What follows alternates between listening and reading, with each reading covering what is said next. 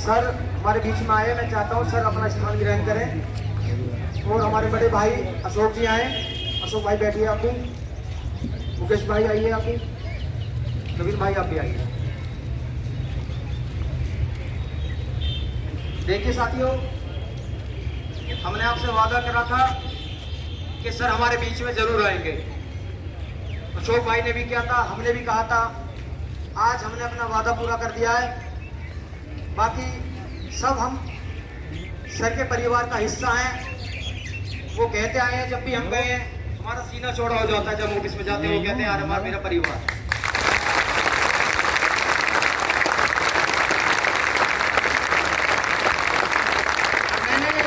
मैंने भी कहा था सर से एक दिन हाथ जोड़ के कि सर ये जो कमरे में आपके में है ये बहुत छोटा परिवार है आपका, आप समय देंगे तो आपका पूरा परिवार हम दिखाएंगे।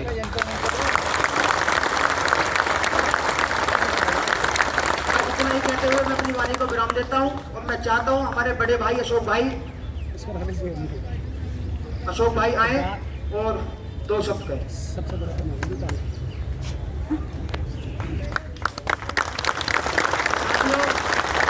और मैं चाहता हूं कि पहले अशोक भाई सर का हुक्का देके सम्मान करें। अशोक भाई जी को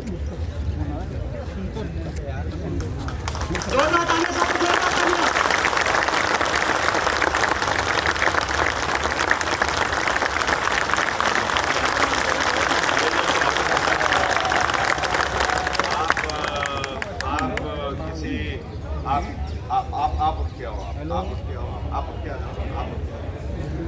मैंने इसलिए किसी को ऐसे नहीं, आप उठ के आओ, ऊपर आओ, ऊपर आओ। आवाज ना रही भाई, आवाज ना रही बिल्कुल। आवाज नहीं है। बहुत अच्छा।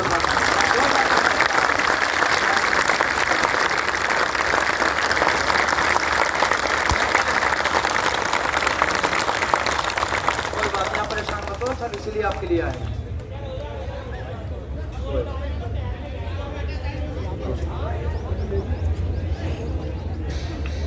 साथियों,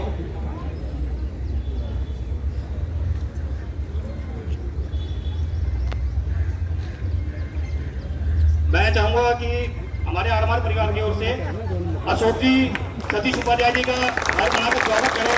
साथियों तालियों में कमी नहीं होती है।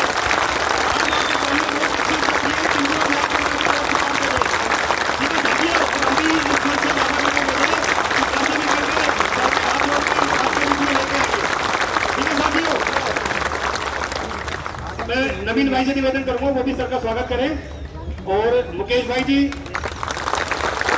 विजय जी, प्रमोद भाई जी, जया भाई जी,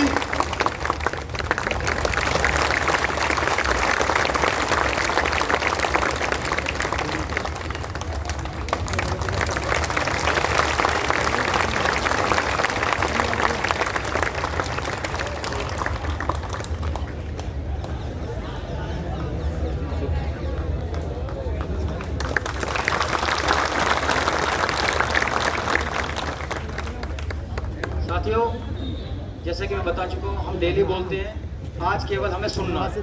बस अशोक भाई और हमारे जो सर आए हमारे अतिथि वो ही बोलेंगे। बस अशोक भाई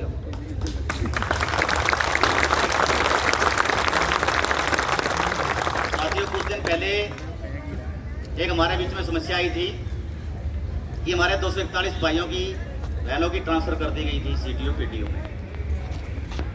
हम उसके लिए अपने माननीय वाइस चेयरमैन श्री सतीश उपाध्याय जी के पास गए थे अपनी प्रार्थना लेके, और साहब ने उस दिन ही हमारे से वादा किया था कि भाई तुम्हारे ये ऑर्डर बिल्कुल रुक जाएंगे, और एक हफ्ते के अंदर अंदर हमारे सर ने वो ऑर्डर वापस करवा दिया।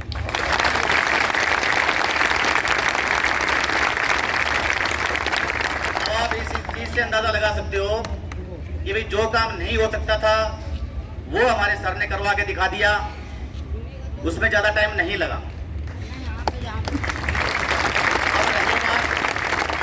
जो दूसरी हमारी समस्याएं हैं आरमार से पक्का होने की, उसके लिए भी हमारे वाइस चेयरमैन साहब श्री सतीश उपाध्याय जी अपने तन मन धन से लगे हुए हैं।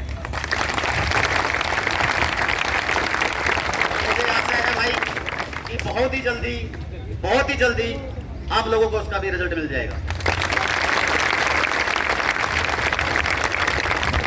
आप लोग इतने दिन से एक ही बात कह रहे थे कि जी हमें श्री सुपाध्याय जी से मिलना है, हमारे बीच में हमारे संकट मोचन आ जाएंगे। सर आप पूरा यार हमारे परिवार के संकट मोचन हो सर।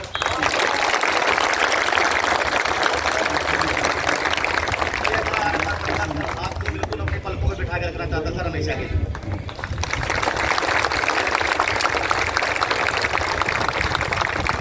सर आपसे बस हाथ जोड़ के बस यही एक प्रार्थना है कि सर आप इनका ये जल्दी से जल्दी उतार करवा दो, वह जिंदगी भर सर आपका एहसान नहीं होगा।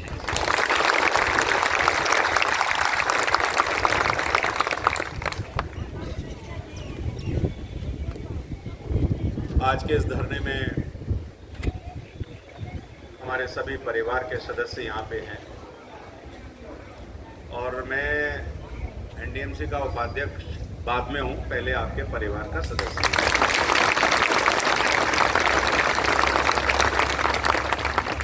हम सबके लिए बहुत ही सौभाग्य की बात है, गर्व का विषय है, पूरे देश के लिए गर्व का विषय है और विश्व के लिए भी एक बड़ा सबके सामने उदाहरण कल देश में सामने आया है कि हमारे देश की एक आदिवासी महिला और देश की राष्ट्रपति बनी है।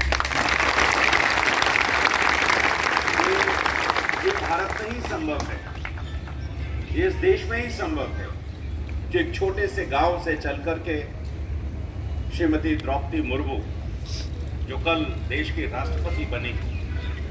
क्या आपको नहीं लगता कि देश के लिए कितनी बड़ी घटना है, कितनी बड़ी बात है कि पहले सब बड़े बड़े लोग बनते थे और आज उस आदिवासी क्षेत्र से जहां जिसको कोई पहचानता नहीं था, कितने संघर्षों के बाद कैसे उन्होंने उड़ीसा में जाके अपनी पढ़ाई की और पढ़ाई करने के बाद आज देश के सबसे उच्च पद पर वो जाकर के बैठी है। एक बार जोरदार तालियां।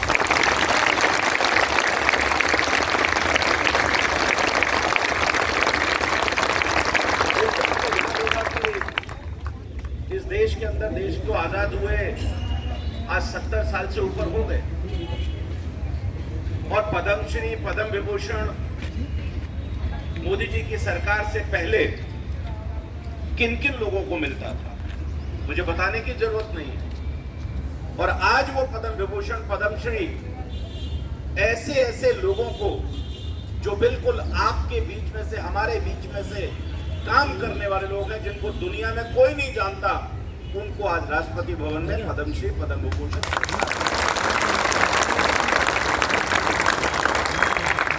और ये जो घटनाएं हैं, ये जो चीजें हैं, ये प्रतिबद्धता है देश के प्रधानमंत्री मोदी जी की।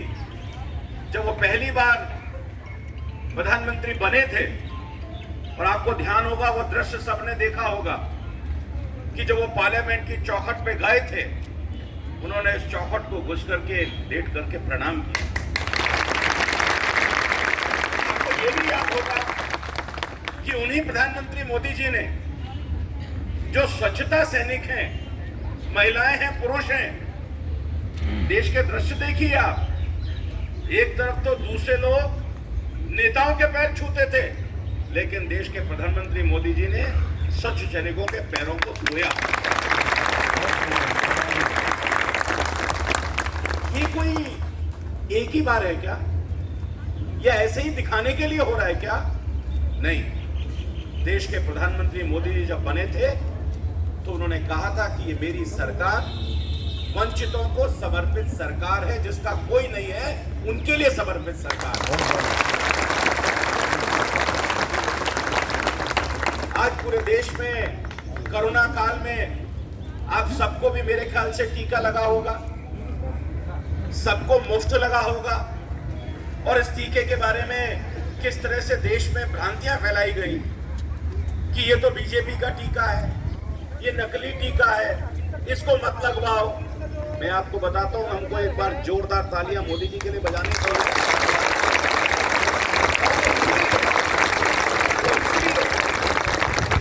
जिस तरीके से कोरोना का मैनेजमेंट किया, आज भी हम सबको फ्री वैक्सीन लगा लगा करके जो हम धरना कर पा रहे हैं, ये धरना भी ईश्वर की कृपा है। और ये देश के जो 135 करोड़ लोग हैं जिन्होंने मोदी जी को ताकत दी है, ये उसका परिणाम है कि हम इस तरीके से आज बैठ पाए। और दूसरी बात, जो एनडीएमसी की समस्याएं हैं, हमको देश के प्रधानमंत्री मोदी जी ने, देश के गृह मंत्री अमित शाह जी ने एनडीएमसी में किसी ऐसे ही अपने कमरों में आराम करने के लिए और मौज मस्ती के लिए नहीं भेजा है। हमको भेजा है यहाँ के लोगों के लिए और एनडीएमसी समस्याओं को समाप्त करने के लिए। और मैं आपके बीच में जो बातें मैंने कही है, मैं कोई राजनीति नहीं करना चाहता हूँ। इस आरएमआर के मुद्दे पर भी बहुत राजनीति हुई है और बहुत मैं बेबाक भी हूँ। उन लोगों ने राजनीति की जिसका कोई लेना देना नहीं था उसके साथ। और शायद आपकी बहुत बड़ी समस्या का समाधान आज से 2-2.5 महीने पहले हो गया होता, मैं मीटिंग में था। लेकिन राजनीति के कारण, अपनी अपनी दुकानें चलाने के कारण से आपकी समस्याओं का समाधान जो काफी हद तक होने वाला था वो रुक गया। और इसलिए हमको याद रखना चाहिए, जो आरएमआर है, मैंने कहा कि मैं आपके परिवार का सदस्य हूं, तो आपको किसी न किसी पर विश्वास करना पड़ेगा। अगर विश्वास है तो काम संभव होगा, अगर अविश्वास है तो कोई काम नहीं हो सकता। और आपके बीच में जो आया हूं मैं, मुझे बार बार इन्होंने भी कहा, दूसरी यूनियन के लोग भी आए, उन्होंने भी कहा आप आरएमआर में मत जाना, आरएमआर को मत मिलना। भाई मैं अपने मर्जी से काम करता हूं, आरएमआर मेरे परिवार के सदस्य हैं, मुझे उनसे मिलने से कोई नहीं रोक सकता।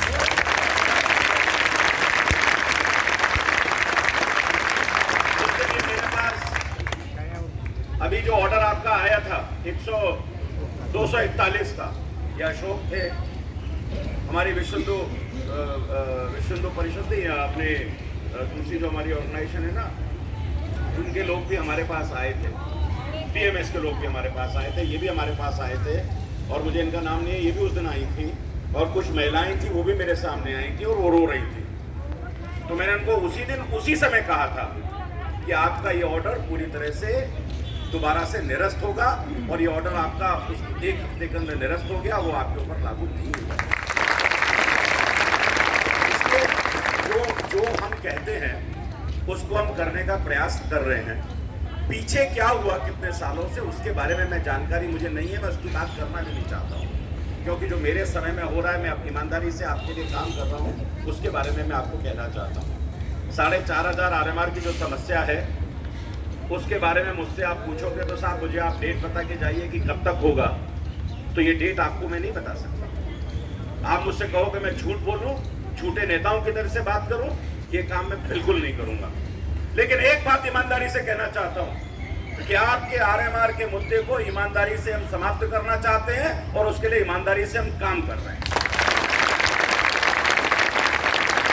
और उसके लिए काउंसिल की मीटिंग में भी, माननीय गृह मंत्री जी के पास भी, होम मिनिस्ट्री के अंदर भी मुझे कहने की आवश्यकता नहीं है कि हम ईमानदारी से, और वो ये लोग हमसे ज्यादा फाइल के मूवमेंट को ट्रैक करते हैं, ये लोग ज्यादा चिंता करते हैं सब लोग कि कहाँ क्या हो रहा है। तो इतना ही मैं आपसे कहना चाहता हूँ कि ईमानदारी से हम आपके लिए, पहले आपको छुट्टियाँ नहीं मिलती थी, मेडिकल लीव नहीं मिलती थी, मैटरनिटी लीव नहीं मिलती थी, हम कुछ चीज़ों में धीरे धीरे आगे बढ़ रहे हैं। उनको और जो सुविधाएं मिलनी चाहिए वो कोशिश कर रहे हैं कि जो आपको फौरी सुविधाएं हैं जो मिलनी चाहिए वो आपको मिले। पहले आप लोगों को टाइम पर सैलरी भी नहीं मिलती थी। मुझे एक एक चीज़ याद है जो हमने आके कराई है। आज आपको सैलरी टाइम पर ही मिलती है ना। ये हर चीज के लिए हम प्रयास कर रहे हैं।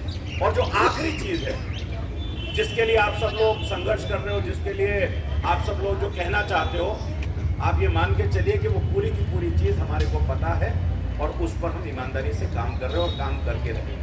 और ये भी हमारा विश्वास, ये भी आप हमारा विश्वास रखिए कि आरएमआर का जो मुद्दा है वो हमारे लिए बहुत महत्वपूर्ण है। हमारा प्रयास पॉजिटिव रूप से जारी है।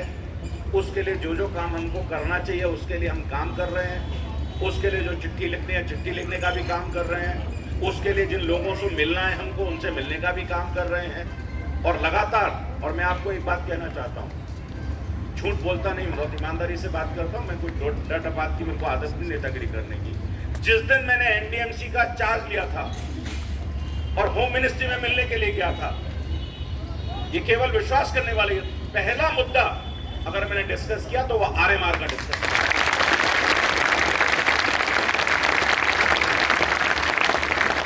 एक समस्या वर्षों से चल रही है, देश में भी तमाम समस्याएं थी मोदी जी के आने से पहले। कितनी समस्याओं का समाधान, जो बीमारी लगी हुई है उसको दूर करने में समय लगता है। हमको भी 10 महीने हुए हैं। आज मैं आपसे बस इतना ही कहना चाहता हूं कि आप सब लोग विश्वास रखिएगा कि हम आपके लिए ईमानदारी से काम करेंगे, जैसे आप हमेशा मुझसे मिलते हो अपनी समस्याओं के लिए। और उससे पहले भी जो भी और भी चीजें संभव होगी वो अभी मैं आपको कहना नहीं चाहता हूँ, उसका भी हम निश्चित रूप से प्रयास करेंगे। आप एनडीएमसी को जो हमको जो सर्टिफिकेट मिला है, हमको जो 5 स्टार रेटिंग मिली है, उस सब के लिए आप सब लोगों का योगदान बहुत बड़ा योगदान है। आरएमआर के लोग बहुत अच्छे से काम करते हैं, ईमानदारी से काम करते हैं। एनडीएमसी को आगे बढ़ाने में, एनडीएमसी के मान को आगे बढ़ाने में ये निश्चित रूप से आपको करने की जरूरत है। लेकिन इसके साथ साथ कुछ आरएमआर के कर्मचारी, ये उस दिन मैंने इनको भी कहा था और आपके सबके सामने भी कह रहा हूँ, महिलाओं का हमको सम्मान करना चाहिए, देश के झंडे का हमको सम्मान करना चाहिए, मातृशक्ति का सम्मान करना चाहिए। अपने आरएमआर में ध्यान रखें, कुछ लोग अपने आचार व्यवहार का भी ध्यान में रखें, ये बताने की जरूरत है। बहुत सारी कंप्लेंट्स आरएमआर की हमारे पास आती हैं, ये आपके सामने कह रहा हूँ। और उन कंप्लेंट्स के बारे में कुछ कंप्लेंट्स तो ऐसी भी आई हैं, अगर हम उस पर एक्शन लेते तो उनको उसी दिन नौकरी से निकाल दिया जाता, लेकिन हमने ऐसा नहीं किया। हमने उनको वार्निंग देके छोड़ा है। तो अपने व्यवहार और आचार को, क्योंकि माँ बहनें सबके साथ हैं और सबके घर होती हैं, इसलिए उनका सम्मान करना। मांग एक तरफ है लेकिन अपना व्यवहार और आचार अपनी तरफ है। इसलिए मैं आपको कहना चाहता हूँ कि आप सब लोग सब्र रखिए, ईमानदारी से आप काम करिए, हम पर विश्वास रखिए। आपके काम को सिरे चढ़ाने के लिए हम लगे हुए हैं और निश्चित रूप से इसको पूरा करेंगे। ये आपके बीच में मैं कहने के लिए आया हूँ, आज़ादी का अमृत महोत्सव है। इस 15 अगस्त को 70 साल देश में हो जाएंगे और हम सबको मिलकर के इस आज़ादी के अमृत महोत्सव में इस देश को आगे लेकर के जाना है। जो सपना इस देश के शहीदों ने इस देश को आगे बढ़ाने के लिए चुना था, एनडीएमसी हमेशा से नंबर 1 सब चीज़ों में आती है और आप लोगों का योगदान पूरी तरह से रहेगा। देश के प्रधानमंत्री मोदी जी, देश का जो नेतृत्व है उस पर आप विश्वास रखिए। आपके संदर्भ में हम पॉजिटिव रूप से, ईमानदारी से आपके इस काम को करेंगे। इससे ज़्यादा मैं आपको कुछ कह नहीं सकता हूँ। आपने मुझे यहाँ बुलाया, मेरी बात के लिए मैं हृदय से आपका आभार व्यक्त करता हूँ। बहुत बहुत धन्यवाद।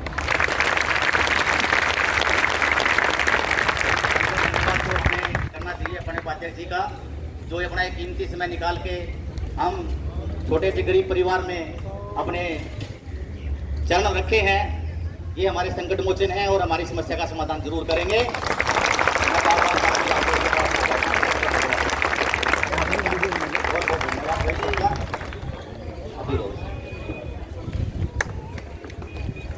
धन्यवाद सर का, बहुत बहुत धन्यवाद सर।